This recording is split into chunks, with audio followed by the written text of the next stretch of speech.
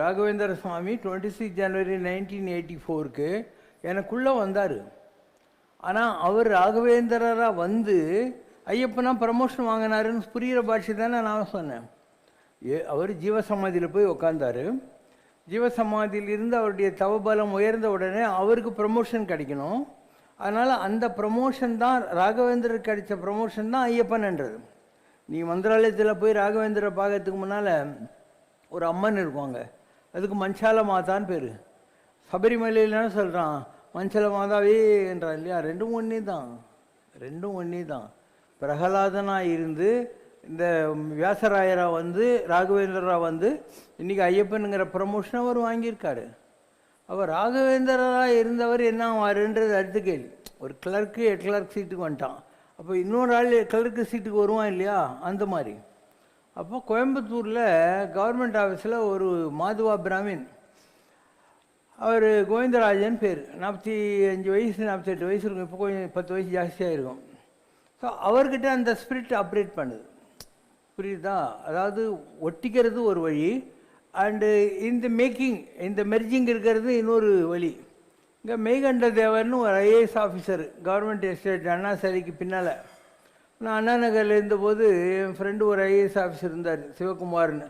வாங்க போகலாம் அப்படின்னு அவங்க வீட்டுக்கு கூட்டின்னு போனார். அவர் ஒரு நிறைய நேரம் பூஜைலாம் பண்ணிவிட்டு, அவர் அவங்க ஒய்ஃபு பூஜைலாம் பண்ணிவிட்டு, நான் வெளியே உட்காந்து இருக்கேன் சேரில். சின்ன கவர்மெண்ட் குவார்ட்டர்ஸ் தானே, வெளியே சேர் போட்டுருந்தாங்க, உட்காந்து.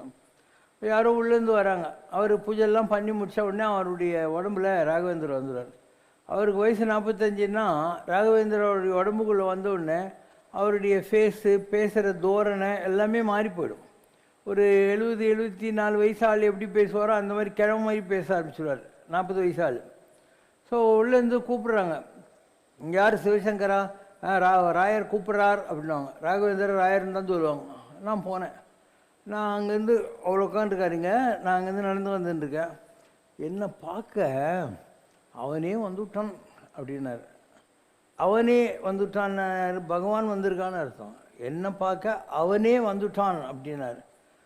எதிரில் போய் உட்கார சொன்னாங்க, உட்காந்தேன். உனக்கு இப்படி தான் பேசுவோம் கிழம், உனக்கு என்ன வேணும் அப்படின்னாரு. எனக்கு என்ன வேணும்னு உங்களுக்கு தெரியாதா அப்படின்னேன். அப்போ என் கையில் ஒரு பழத்தை வச்சு என் கையை இப்படி பிடிச்சிக்கிட்டு, எனக்கு அது வேணும் இது வேணும்னு கேட்குற ஜனங்க நடுவில் அவனே வந்தால் என்னதான் கேட்பான்னு பார்த்தேன். உலகத்தில் இருக்கிற ஜனங்க எனக்கு லட்டு வேணும் பூந்தி வேணும் கடவுளுக்கு கேட்டுங்கிறாங்க, அது வேணும் இது வேணும்னு கேட்குற ஜனங்க நடுவில் அவனே வந்தான்னா பகவானே வந்தால், அவனே வந்தால் என்னதான் கேட்பான்னு பார்த்தேன். அப்படின்னா அந்த பழத்தை திருப்பி என் கையில் இப்படி வச்சுக்கிட்டு, எனக்கும் உனக்கும் மாத்திரம் தெரிஞ்ச எல்லா ரகசியமும் சத்தியமாக நடக்கும் அப்படின்னாரு.